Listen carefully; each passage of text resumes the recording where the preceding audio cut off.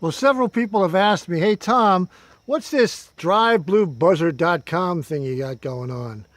And what it amounts to is we thought it would be fun to let some people come out and get behind the wheel of a real monster truck, drive it around our private road course up here near Waterbury, Connecticut, and feel what it's like to drive a monster truck. So we've put together the Drive Blue Buzzard experience, where you can come out and we'll show you how to drive the truck and have a little bit of fun.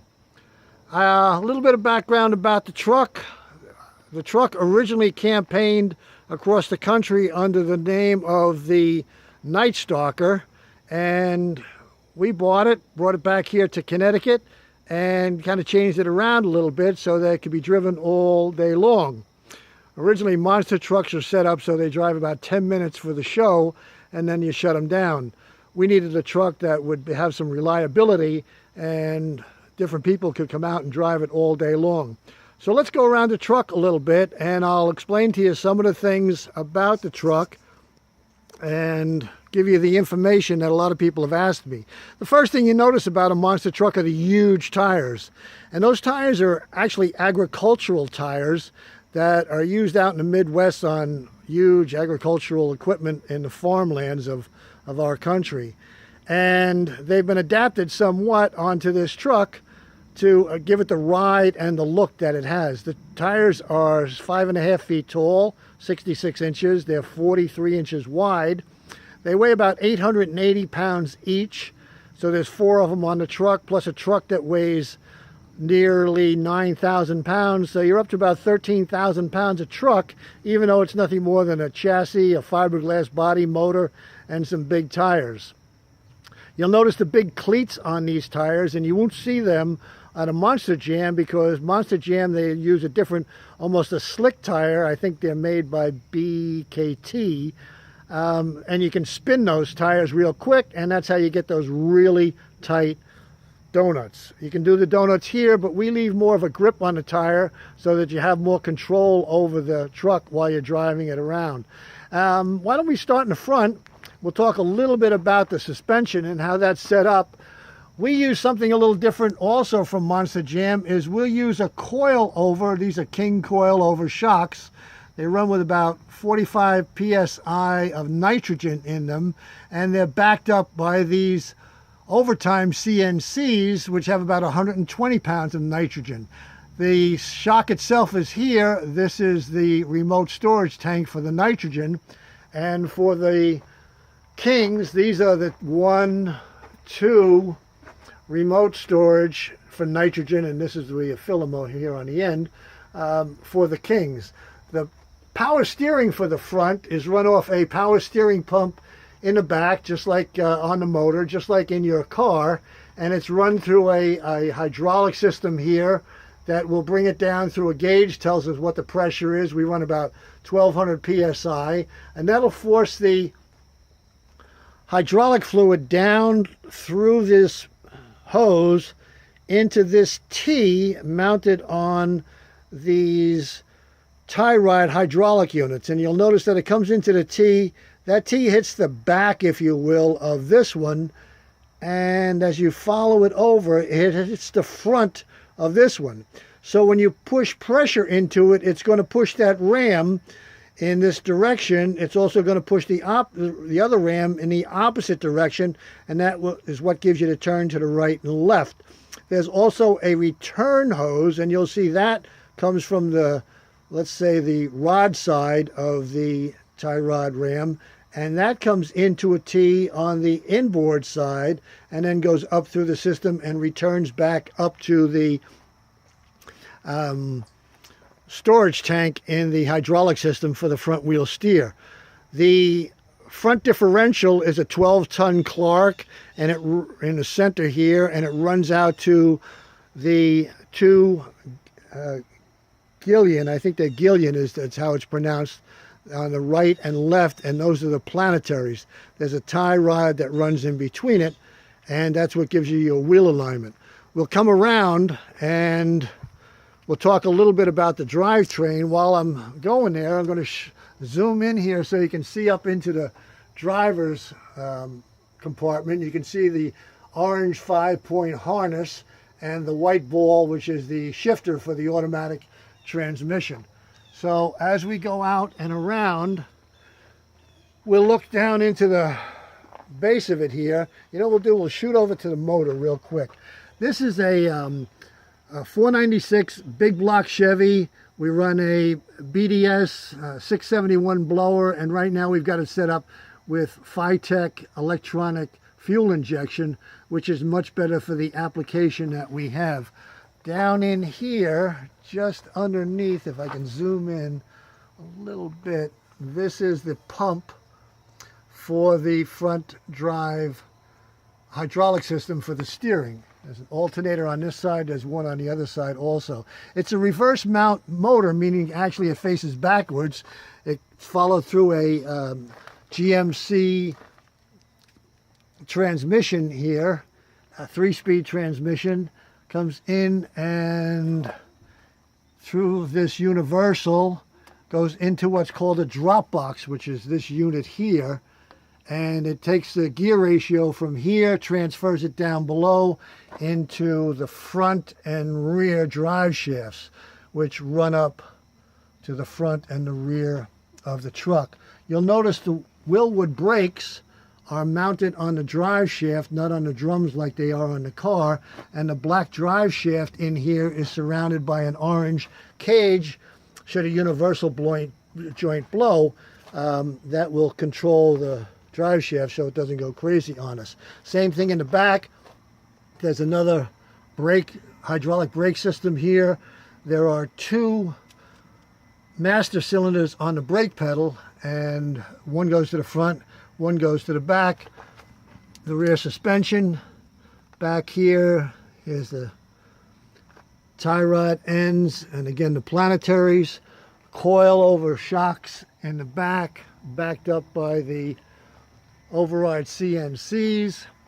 The exhaust, as you can see, is an updraft and off those headers, and we put these huge Freightliner mufflers on it to keep it a little bit more quiet. The rear suspension is pretty much the same.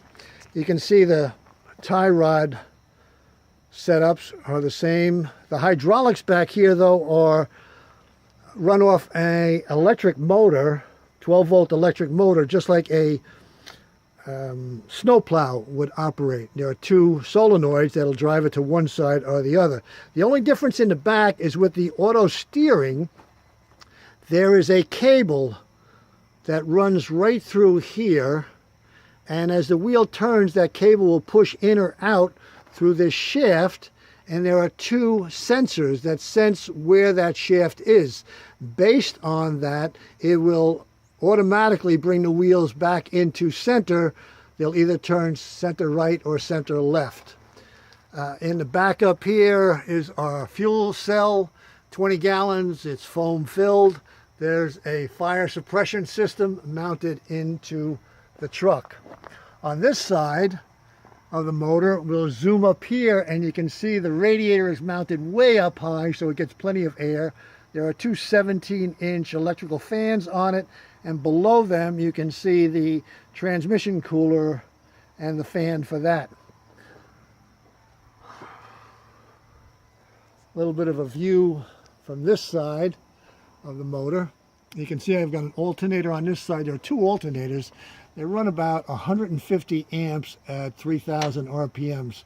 So they put out 300 amps, which is a lot, but that's what's necessary when you have all these electrical components and that rear steer, which draws almost 150 amps by itself. In the back here also is where the electric fuel pump is, right here, and that drives up to the system, up to those 2 Phytech electronic fuel injections, and of course KN is the only filter that you put on anything.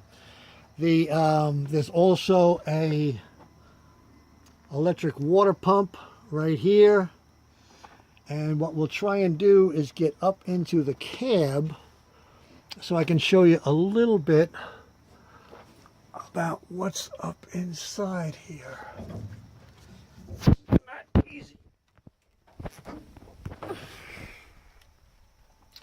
over on the side, this is our console, if you will, and we've got two silver toggles that turn the power and ignition on. There's also a fuel pump, water pump, communication plug, fuel gauge, hour meter, and a kill switch probe, if you will. So if you want to start or stop the motor, you can do it with that. There's also, I'll get up here a little bit further. This is where our instrument cluster is: tachometer, oil pressure gauge, water temperature gauge, and voltmeter. This is the radio communication between the driver and the instructor so they can talk to each other. And up in the front here, we've got the layout for the track so the driver knows where he's going to go and what he's going to do. Down on the side over here, this is the shift console, and it's a, as I said, it's a 3-speed turbo 400 shifter, so it would go from park to reverse, neutral, and then 1, 2, 3. The fire pull, which we never want to have to use. Another silver button which engages or disengages the self-centering on the rear steer. This is the toggle switch for the rear steer, so if you push it to the right, the vehicle will turn to the right. The tires actually turn left, but that's what gives you that.